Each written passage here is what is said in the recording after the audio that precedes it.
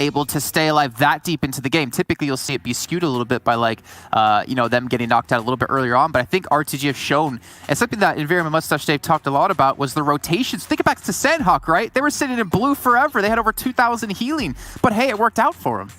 Not only that, I mean, it worked out on Miramar. As we had a conversation with Enverum, I at one point thought they were just getting super lucky in their rotations, but boy, did they prove me wrong. They just keep doing it often, and it keeps working out so well for them. I cannot wait to see what's going to happen. And with Senku, I mean, you were mentioning there, Jason, we usually don't see a player getting that many kills and also being able to back it up with the average survival time. So I'm wondering if it's maybe like a one-off. I'm really interested to see what Senku alone by himself is going to be able to do tomorrow.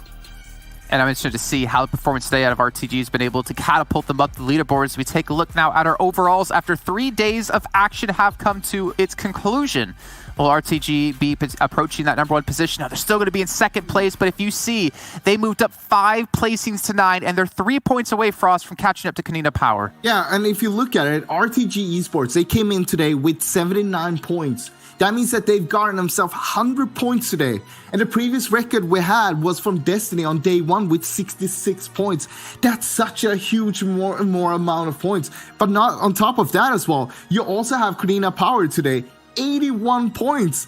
And Alpha 7, they've gotten 74 points. That's how much these 3 teams have been dominating today, being able to grasp almost all of the points, and I mean, some chicken dinners on top of that. But you gotta give it to some of the teams here though. 19 Esports and Shiva, still no chicken dinner, but they're still here in the top 8. And I mean, they're still fighting for it. We still have a full day, and anything could happen, can happen. And if that's what we learned today, look at Road to Glory. I mean, 100 points. 100 points. That is just amazing. Yeah, that is super impressive from Road to Glory. As I said, though, with a player having a performance like today Senka did, I do want to see what happens tomorrow, because we see a lot of these teams kind of pop off, right? Especially when a player alone has that kind of performance. I can think of especially Coops with Pittsburgh Knights back in Americas. But one thing I do want to point out here, and I know we were kind of looking at this one, Rod, baby. Rod being able to make it into the top 8, 109 points. This team, listen, even if they, for some reason, more than likely they might not end up in the first place, but that's the one team that I'm pushing on, and I'm pretty sure a lot of the fans from Egypt are going to be pushing for them as well.